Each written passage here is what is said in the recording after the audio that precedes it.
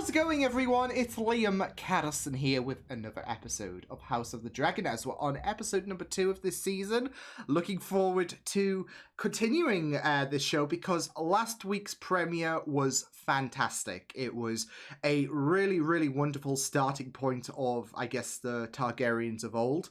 And I'm hoping that the quality that last week's episode produced will replicate through not just the rest of this season, but season 2 as well, as we got confirmation a few days ago that season 2 was happening, which I guess was inevitable, but it's always nice to know that we are getting another season that is confirmed. So yeah, I'm looking forward to seeing what happens in this episode, because like I said, it was really, really great to have the starting point deliver so many great moments in last week's episode. And yeah, it will be very, very interesting to see where things go from here onwards.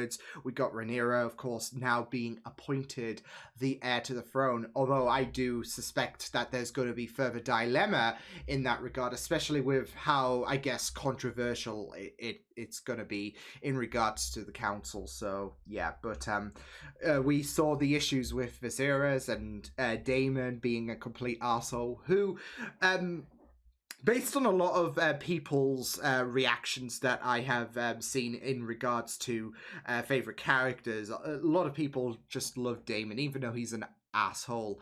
But for me, Matt Smith just kills it in terms of most of the roles that he plays. Like, he even was the, I would say, top...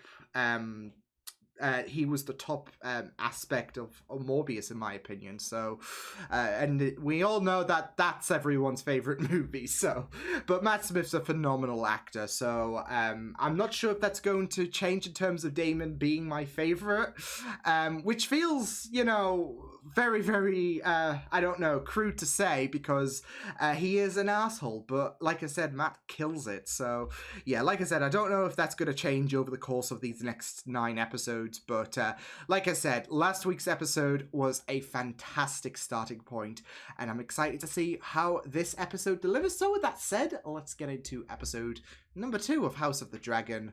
Let's go.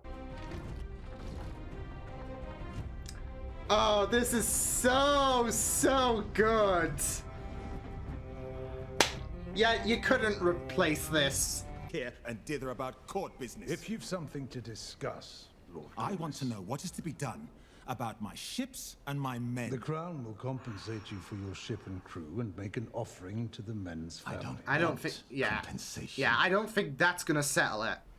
I want to seize the stepstones by force and burn out this crab feeder. I am not prepared to start a... The stepstones will be settled. In time. You have dragon riders, father. Oh boy. Send us. Yeah, she's got a good solution on her hands. Allies of the Crown. Seaguard, for instance, is the realm's prime defense against reavers from the Iron I Islands. think she It's been a made a tawny night. choice. My father should be defended by a man who's known real combat. Should he not? Of course. Put him in his His place. plans so crystal. A navy large enough to span the seas of the world. The glory of old Valyria will never be seen again. 7 hells. Oh, that'll be foreshadowing to the departure of the Targaryens in future days in regards to Westeros. In the future. When I wish to talk with him, I know that I must make the effort. Thank you. You do feel so bad for these two because they've both been, like, both their fathers are questionable in their own way, if that makes sense. To elude a storm, you can either sail into it or around it. But you must never await its coming. There we go. Do you have a specific course of action to propose? If you do nothing really about it, then they're just gonna keep trying to our demonstrate families. their worth. Wed our daughter Lena. You will make a fine knight of the King's Guard.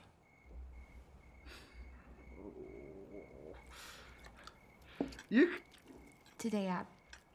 Small council. Pay it no mind. I thought I might have had some insight. You're young. But You will learn.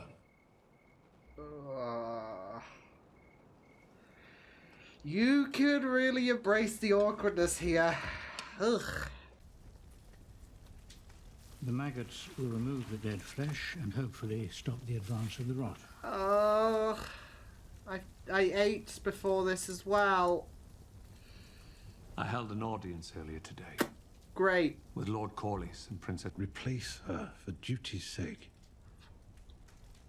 You are the king, but I do not envy you. She.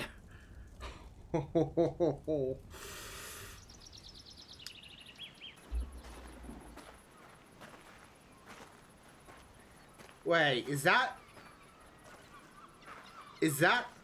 Chorus's? Oh no. What was it like flying the... It would be a great honor to join our houses. No, as it they were would in not. Valyria. I would give you many children of pure Valyrian blood, so that we might strengthen This the is royal line fucked! and the realm. Is that what your father told you? But the men of the realm already had their opportunity to appoint a ruling queen at the Great Council, and they denied it. they denied you, Ouch. Princess Rhaenys. The queen who never was. But they bent the knee to me and called me heir to the throne. Do you remind your Oh, father's men of oh, those oh, who carry wow! their cup? Right, just with the low blow there, woof! Right in the gut. Here is... Does the small council have a particular lady in mind? Lord Corlys Balarian has offered the hand of his daughter, the Lady Lena. A very strong match, Your Grace. Yeah, she's not comfortable with this, but I don't know Lena very well. even Otto shoving I'm her sure that she is good to at him it. is not comfortable And either. that she will enjoy. Dream fire.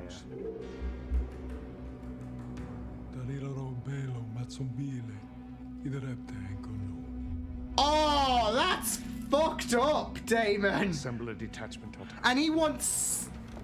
I will go to Dragonstone and drag David back to face justice myself. He wants My apologies, this. Your Grace, but I cannot allow it.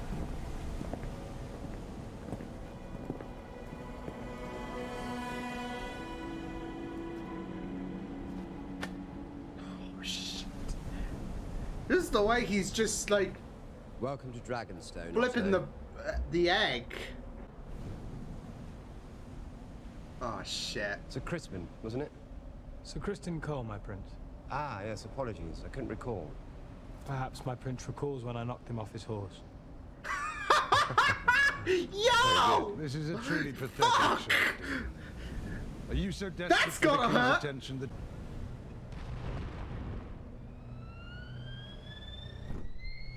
Oh shit, that's a dragon.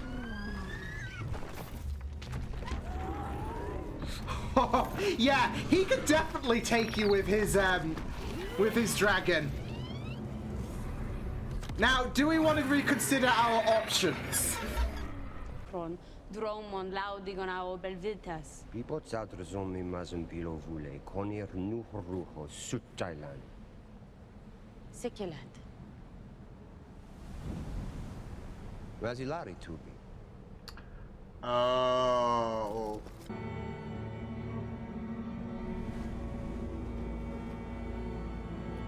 It's not worth the risk, bud. The way that he just threw that egg at her like a football.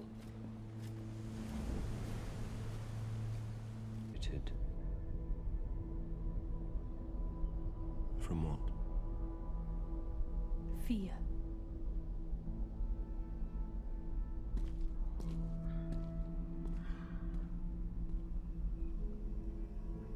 She is not gonna be used like that, bud. Just saying. Lord Corlys is your master of ships. And she is the eldest daughter of the wealthiest house in the realm. She comes from unimpeachable Valyrian stock. And it's fucked and up. she has Targaryen blood. What's to mislike? She is 12. Exactly, thank you. It's fucked up. I never asked to remarry. You disobeyed me. No, she You saved fled Otto. King's Landing without a word. and you acted without the crown's leave. You are my only heir. You could have been killed. I do not wish to make us estranged. You are the king. And so your first duty is to the realm. See, that's the second time she said something Mother would like have that, understood and it this. hurts. Just as I do. She's understanding her place, really, sadly, I think. I intend to marry. Wait, is it gonna be her? It's gonna be Lady her! Alicent Hightower. Yo! Before Spring's End. Oh, he's definitely not gonna like this. Rhaenyra. Oh. She's not happy as... Understandably. Oof.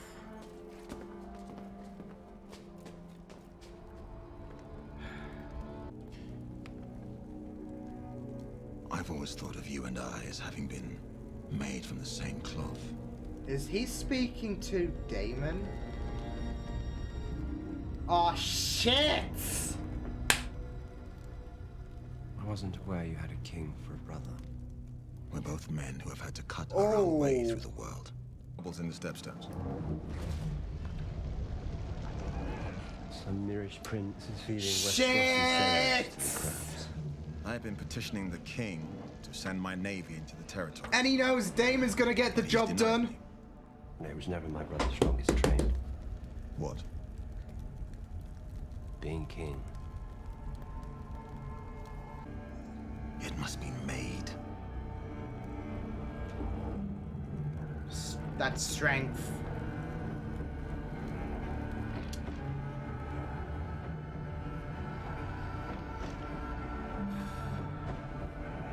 Stone. Yeah, I think they're like the stone men, aren't they? Fuck. Yeah, I mean, that was... Yeah. You piss off Correz, and he's definitely gonna go to Daemon in regards to not just dealing with his personal matters, but also because he knows that he can instill a bit more confidence in Daemon than Sarah. So gave him that option really to try and stand tall against crab feeders, and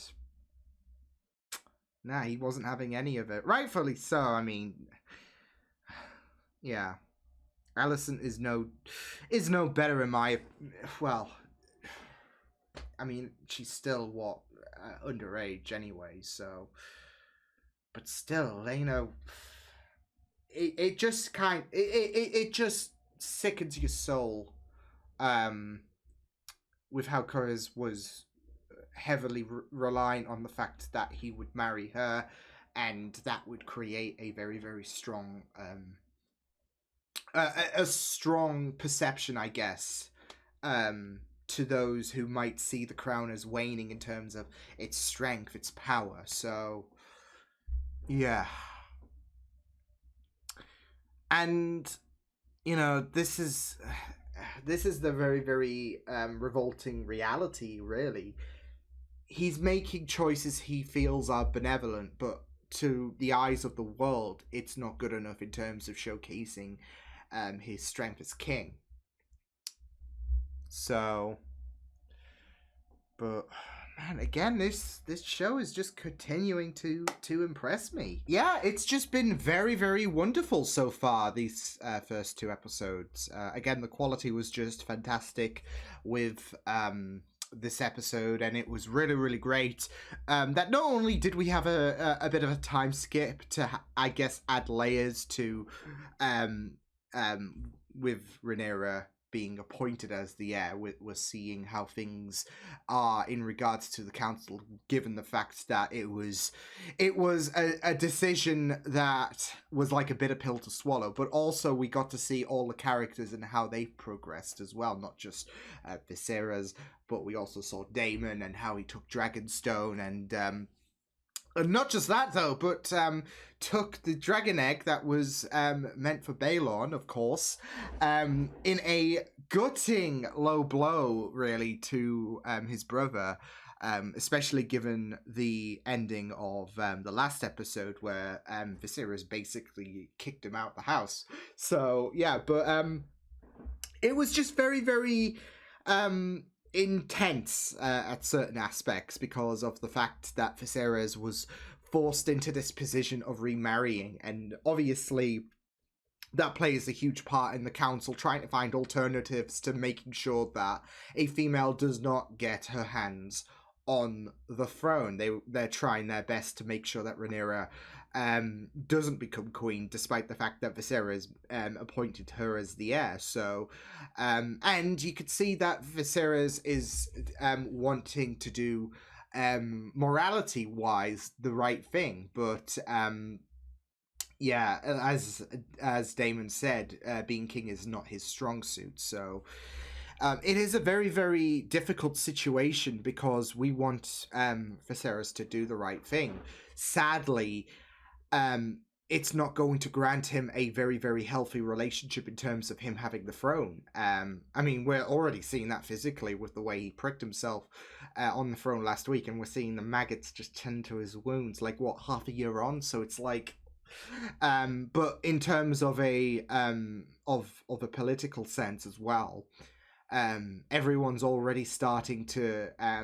well, there are already people questioning his position on the throne, with the fact that you have Corlys basically talking about the fact that you've got the raids at the Stepstones, and he's wanting, like, Corlys is wanting not Rhaenyra, he was wanting Viserys to do something about it. Rhaenyra was the one that kind of appealed to him in a sense because of the fact that she was like, well, we could have send dragon riders out and they could deal with the situation, whereas with Viserys, he's not wanting to engage in war unless it's something you can't skirt past from.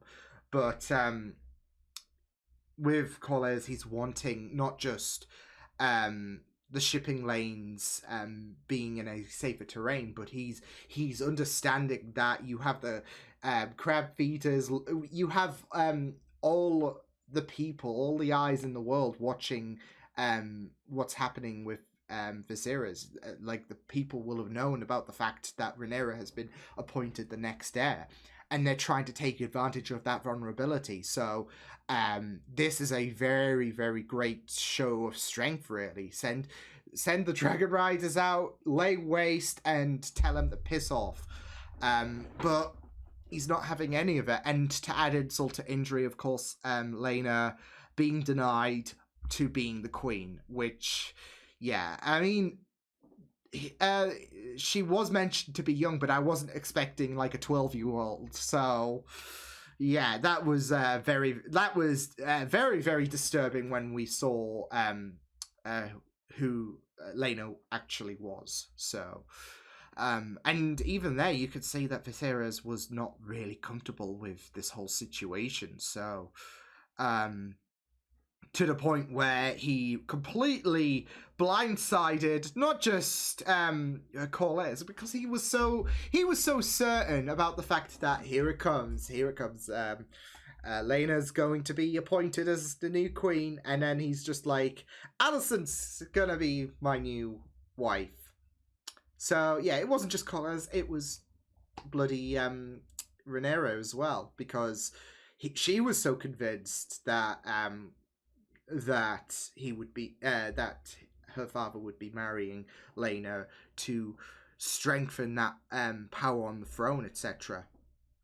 And as she made mention multiple times in this episode, you are the king. So which, when she mentioned that the second time, I was thinking about the fact that, you know, it's kind of like a bit of pill, because she realizes that her status as taking the heir, being the heir to the throne, should I say, it's at jeopardy, because she knows that people are forcing Viserys find someone to give birth to more heirs, and in their eyes, hopefully, the new queen can birth a son.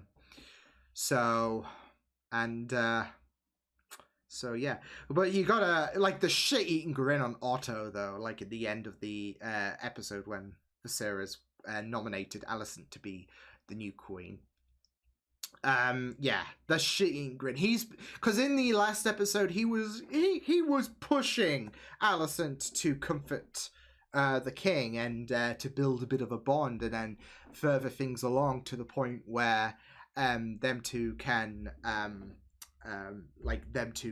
be together. So yeah, but yeah, it is looking quite cloudy. It's looking overcast at the minute for Viserys, because now he's pissed off some people who were like, well, if you want to strengthen your hold on the throne, basically, if you want to strengthen your power, then Laena is the best option. So.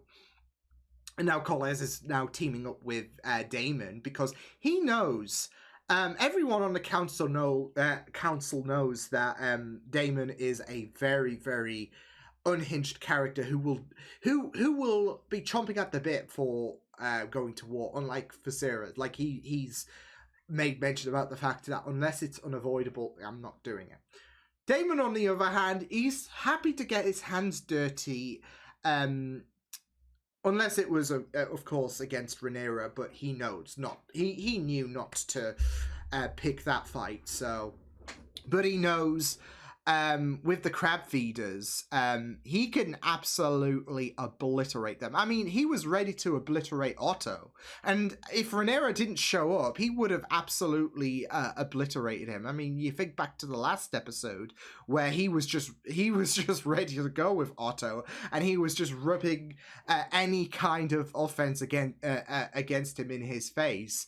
So for him to show up, and then you have Caraxes, I think his dragon is called. You have him show up, and it's like, okay, do you really want to pick this fight, Otto? So I think I think if Rhaenyra didn't show up, then Otto would have been barbecued, basically. So, and I do find it funny that obviously you had Viserys, who was understandably worried. Like, I do find it funny he lectured her about Rhaenyra taking off and confronting Daemon, but